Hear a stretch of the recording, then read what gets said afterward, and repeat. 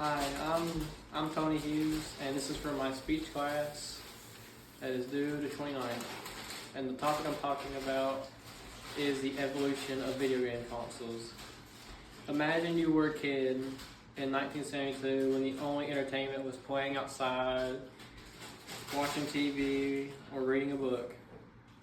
And you see on your TV a commercial for the first time, a system called the Odyssey, with futuristic games at your fingertips.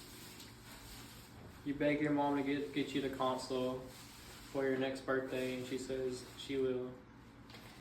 From the Atari 2600 to Nintendo Family Gaming System, like the NES, games over time have evolved from simple games like ping pong and asteroids to like really popular games like Sonic the Hedgehog, Mario, and Street Fighter. And how I'm knowledgeable about it is because I grew up around video games, and I've played a lot of older consoles in my lifetime when I was a kid as well. So I was always exposed to video games. I was always looking it up, trying to find like what I should try out. And firstly, we'll talk about how graphics evolved from the older consoles to the newer consoles. And you gotta remember, all video game consoles first started off with computers. And back then, computers were just also invented, so the graphics back then weren't the best.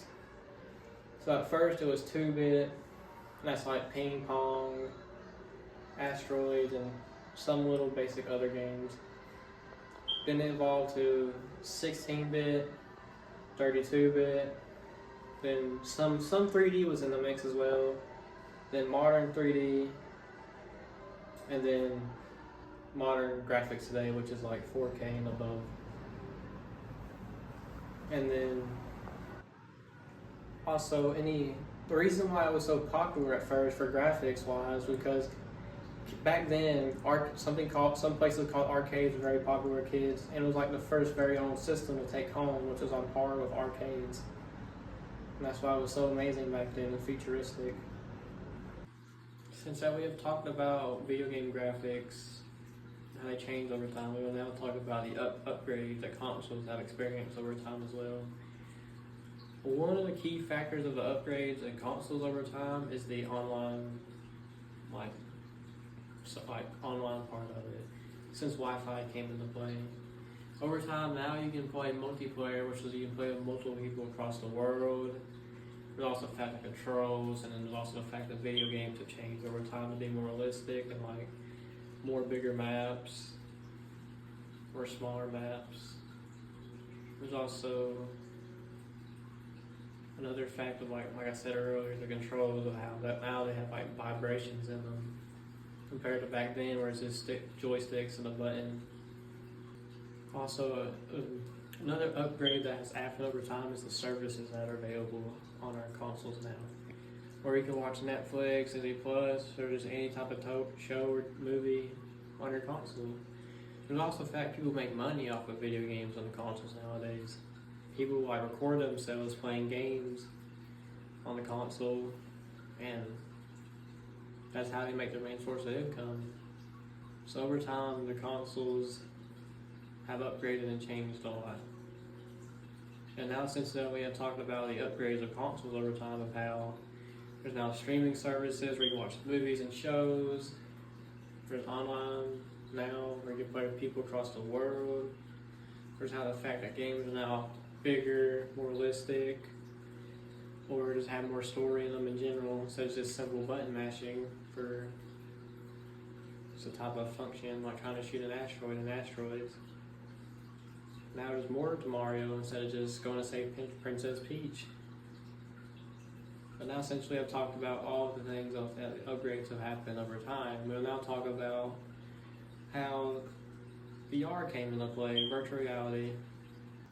So virtual reality, everybody who's interested in advancements of technology, or who's interested in wanting to be in the internet, or know what it's like to be in like a different realm.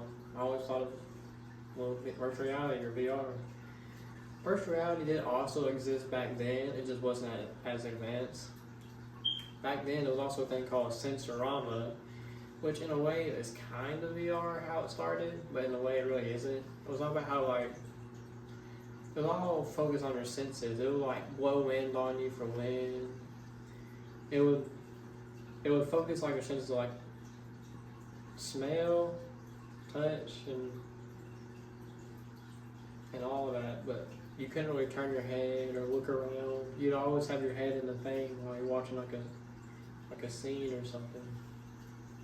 Now, over time, VR has changed a lot to where you can, as many people know, as like the Oculus, you wear it on your head. You can, like just like a console, you can also look at things like movies and stuff, and you can play in video games and be inside of it and look around and walk.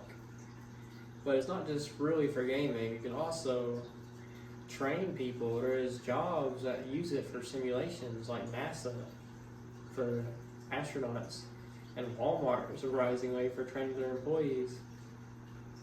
And it's like a simulator pretty much in how they do it. So as a job as well.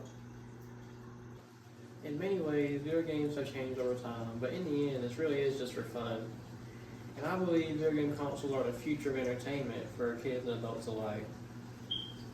Since it's now, but it's also changed from like how you can make money off of it.